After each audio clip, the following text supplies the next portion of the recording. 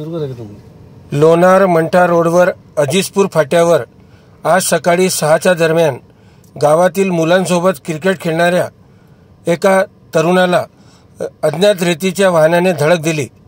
यामध्ये सिराजच्या दुचाकीचा जबर धडक दिल्याने त्याचा मृत्यू झाल्याची घटना घडली आहे।